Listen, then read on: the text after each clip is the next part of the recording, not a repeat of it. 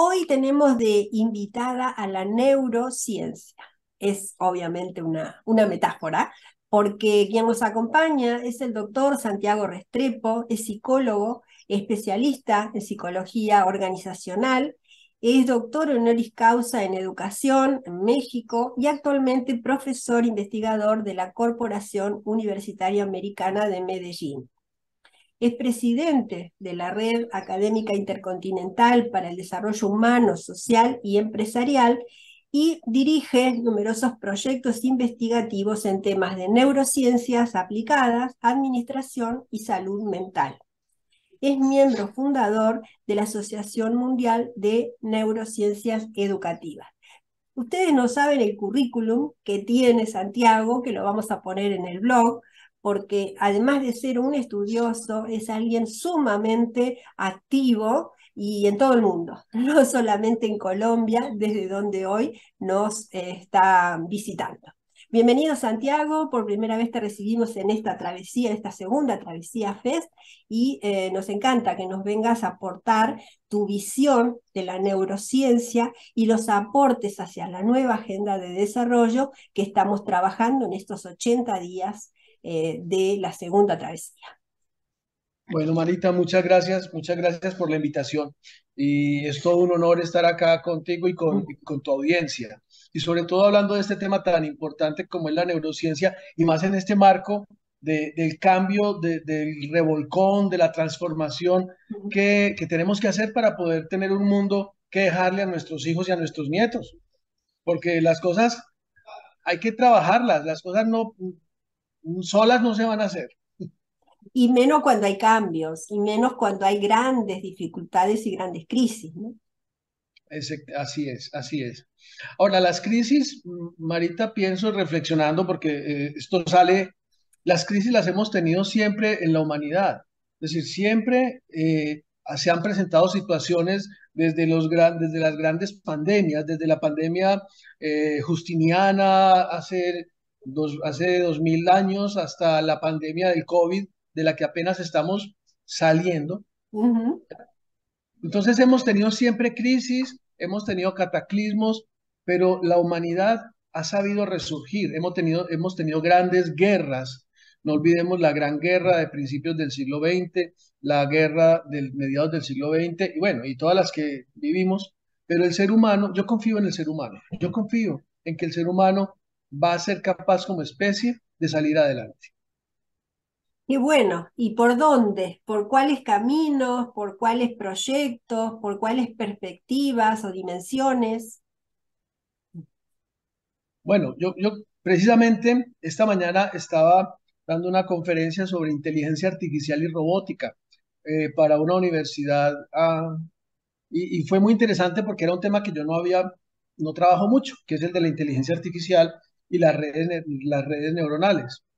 Y hacíamos un recorrido donde veíamos lo que ha sido el concepto de inteligencia, que básicamente ha estado alrededor de resolver problemas.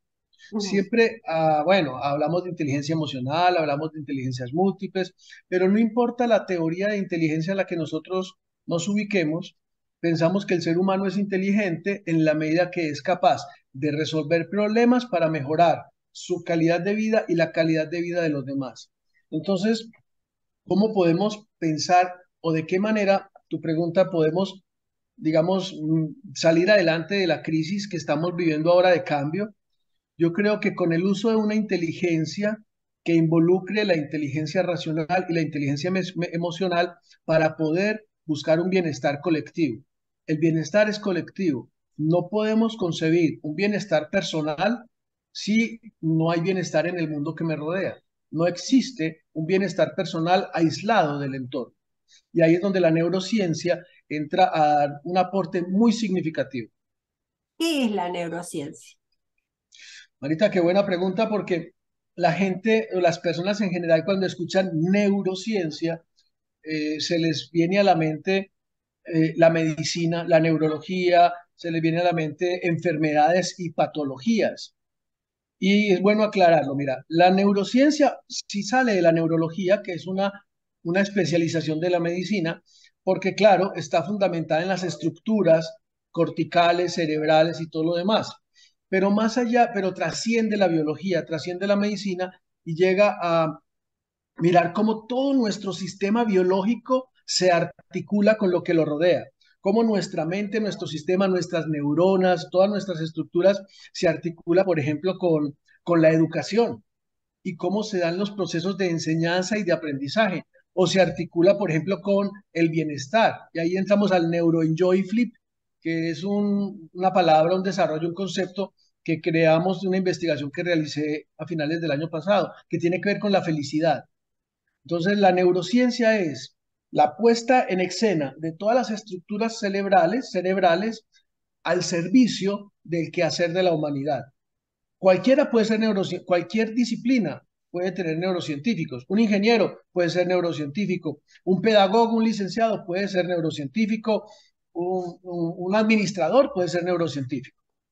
De hecho, los dos últimos premios Nobel de Economía Ujú. del 2013 y el 2017, si no me equivoco, fueron en neuroeconomía y eran economistas, no eran médicos.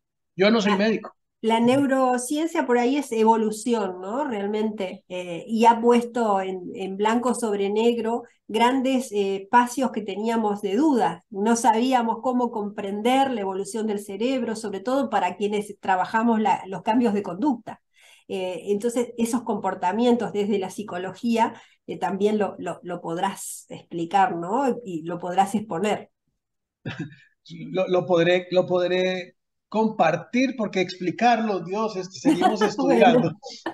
Pero mira, hacemos un poquitico de historia de dónde viene la neurociencia. bien. Hace muchísimo tiempo se postuló, por ejemplo, o sea, el estudio del comportamiento siempre ha estado en la mente de las personas, desde los egipcios, desde los Hammurabis, desde los Anunnakis, luego los Sócrates, Platón, Aristóteles, siempre hemos estado tratando de explicar el comportamiento, de dónde venimos, para dónde vamos, a qué vinimos a la vida. Son las grandes preguntas de la humanidad, de dónde venimos, para dónde vamos y a qué vinimos acá. Pero luego a medida que va avanzando la ciencia, se van tratando de dar explicaciones comprobables a esas preguntas. Y para ahorrarme cientos de años de historia, a mediados del siglo pasado, Luria, que se considera el padre de la neuropsicología, empezó a investigar el comportamiento de las personas que sufrían accidentes, que sufrían lesiones en la guerra. Entonces, en la Segunda Guerra Mundial, entonces alguien sufría una lesión, un accidente en esta parte del cerebro, de la cabeza, qué cambios en el comportamiento o qué cambios en su actitud se le iban generando. Y ahí comienza a estudiarse el cerebro, pero desde la patología. Luego, en los años 70 y en los 90 se hace un avance inmenso en la parte de la tecnología y podemos entonces ya entrar a conocer qué es lo que pasa dentro del cerebro sin necesidad de que la persona esté muerta o sin necesidad, es decir, ya no habría que abrirle el cráneo para, y empezamos a descubrir cosas maravillosas, Marita, como por ejemplo, qué es lo que pasa con los deseos. O sea, cuando una persona desea, qué partes del cerebro se activan? ¿Qué es lo que pasa con el amor? ¿Qué partes del cerebro se activan con el amor? ¿Qué es lo que pasa con el odio? ¿Qué es lo que pasa con la motivación, con el sueño, con el temor? Gracias a estos aparatos que se desarrollan a partir de los 90, ya podemos entender qué es lo que pasa dentro del cerebro de las personas cuando aprenden, cuando sufren, cuando sueñan, cuando odian o cuando levantan una mano simplemente. Esos grandes aprendizajes nos ayudan a mejorar, que es la postulación que hago yo en mis trabajos, nos ayudan a mejorar la calidad de vida. Y eso va en coherencia con la Agenda 2030. Totalmente, y sobre todo por la velocidad de los cambios a los que tenemos que adaptarnos también, ¿no? Ese es otra dimensión, digamos. Por un lado, el cambio de comportamiento, poderlo comprender, y por otro lado, cómo lo aceleramos y estamos a tono con esa velocidad de los cambios. Em, Pues es que está cambiando todo muy rápido. Mira que cuando yo era más jovencito, o sea, hace tiempo, hablábamos de que habían 6.000 millones de personas en el mundo y ahora hay más de 8.000 millones. O sea, en mi generación, en mi vida, hemos aumentado 2.000 millones de personas en el mundo. Dígame cómo va a ser esto en 50 años, cómo va a ser en 60 años, cómo va a ser en 100 años. Si no hacemos algo ya y la neurociencia no comienza a aportarle a las demás disciplinas, simplemente vamos a terminar es matándonos unos con otros.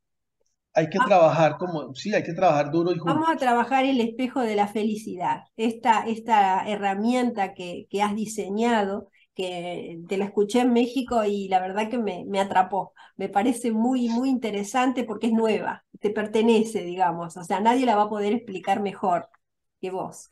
Sí, sí, estoy muy contento porque además es un concepto que está registrado y del cual estamos ya publicando y es completamente coherente con el tema de la Agenda 2030. Pues sabemos que la Agenda 2030 habla del fin de la pobreza, del fin del hambre, del bienestar, de la salud, de la educación, de la equidad, de la inclusión, en fin, de las desigualdades que se reduzcan, del clima, en fin, todos esos puntos de la Agenda 2030. Pero dentro de todos esos, hay uno que me parece a mí muy, muy atractivo y es el de salud y bienestar. Ujú. Salud y bienestar.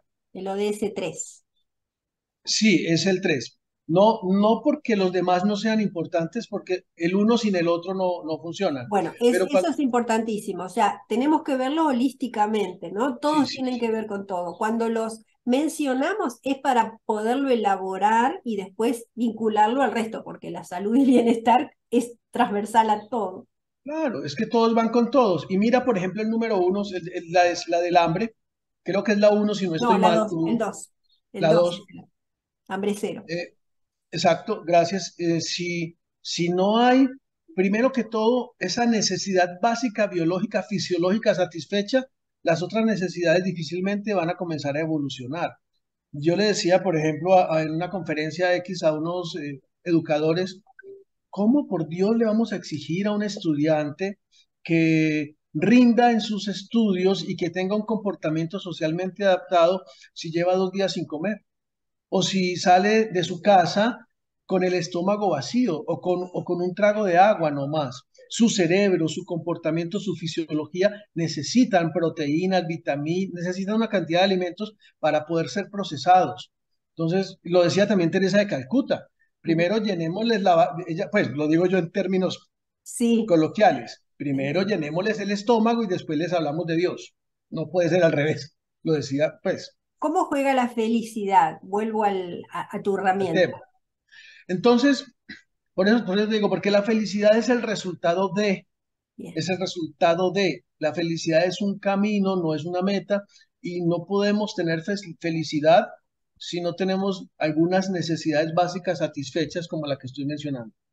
Eh, el término neuro-enjoy-flip, es un término que proviene de una investigación que hicimos relacionando el desempeño tanto de los profesores, porque esa fue una investigación, otra fue desempeño de los estudiantes en relación a las emociones positivas, a las emociones como depresión o como felicidad. Los libros hablan de emociones positivas y negativas. A mí no me gusta utilizar el término positivo y negativo, aunque es un término, digamos, pues, académico, porque para mí todas las emociones son positivas, todas cumplen una función. En esta investigación identificamos y comprobamos sin dejar lugar a la duda de que existe una relación directamente proporcional entre la emoción de felicidad y el logro de los objetivos académicos o laborales. ¿Qué significa? Que las personas que viven en felicidad, que tienen pensamientos o sentimientos de bienestar, alcanzan más rápido sus metas y se sienten satisfechas y por tanto mejoran su calidad de vida. Eso es neuroenjoyful. Es la utilización de todas las estructuras cerebrales corticales en función del bienestar para alcanzar metas. Básicamente eso es neuroenjoyful, ahorrándome todo Nosotros la vamos a teoría. poner, después vamos a Ujú. poner en el blog los links a todo este material que es riquísimo, el material que producís cada día y que haces estos envíos que son tan dinámicos, pero ahora yo te voy a llevar al turismo, al neuroturismo, porque también es un motor de desarrollo que tiene mucho que ver con estos cambios que necesitamos de buscar las oportunidades sustentables en el turismo interno, no solamente en el internacional. Bueno, el neuroturismo es otro tema que hemos venido trabajando e incluso en este momento estamos desarrollando una investigación con Perú sobre neuroturismo, con una universidad allí. También tiene que ver con todo esto. Mira, el neuroturismo siempre se ha venido trabajando como una rama de la neuroeconomía y del neuromarketing, porque hasta hace más o menos un año, hace más o menos 3 años, el neuroturismo era una forma como se podía generar economía desde la satisfacción de deseos y de necesidades. Es decir, era una visión mercantilista o comercial, lo cual no es malo, porque las sociedades, si viste el video que envié hoy de Madrid, las sociedades se han levantado gracias al comercio.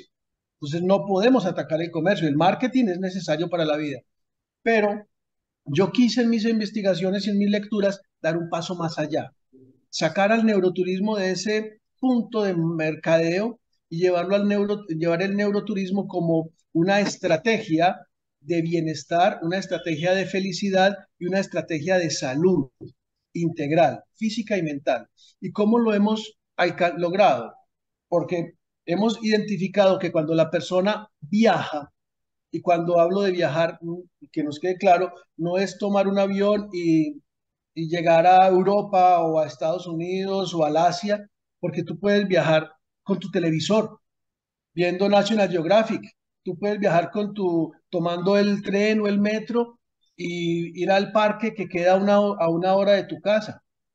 Tú puedes viajar de muchas maneras, pero cuando viajamos, pasan muchas cosas en nuestro cerebro. Primero, se estimula las redes neuronales, se generan sinapsis, generamos reserva cognitiva. Segundo, generamos salud, porque cuando viajamos y hacemos turismo, se activa el sistema inmunológico, lo cual nos da una capacidad de respuesta mejor ante las eventuales enfermedades. Tercero, se activan los sistemas de recompensas del cerebro, se libera dopamina, serotonina, oxitocina, y eso nos mejora la memoria, nos mejora la atención, la capacidad de concentración. Y cuarto, mejora mis relaciones con los demás. Entonces, neuroturismo, más allá de que nos dé dinero o que le dé dinero a los que hacen negocio, nos da calidad de vida. Yo creo pero eso ya soy yo, Santiago, Mm. que hay que disfrutar todo lo que hacemos. Si yo tomo un bus, porque no tengo dinero sino para tomar el bus, yo tengo que disfrutar, mirar por la ventana y disfrutar de esa casita nueva, de eso nuevo que está por allí. Eso es turismo. No hay que ser adinerado para hacer neuroturismo. Claro, si tienes dinero para ir al Tíbet o para ir a Australia, pues excelente, ¿no? Bueno, aquí hemos hablado de las personas, nos está faltando también el ambiente. El ambiente, el hábitat donde nosotros vivimos, ese hábitat que es mucho más que los recursos naturales, ¿no? Cómo los protegemos, cómo tenemos esa conexión con el ambiente, cómo juega la neurociencia en esa conexión con el cuidado del ambiente, con el cuidado y la protección de lo que consumimos, de lo que producimos, mirado a largo plazo. Esta es una clave pura y exclusivamente para nuestra agenda de desarrollo a largo plazo. La número 13, creo, si no estoy mal, el punto 13, que tiene que ver con clima, Sí, la acción climática, exacto. acción climática. Bueno, es un tema bien importante. Como decíamos, ninguno está desconectado del otro.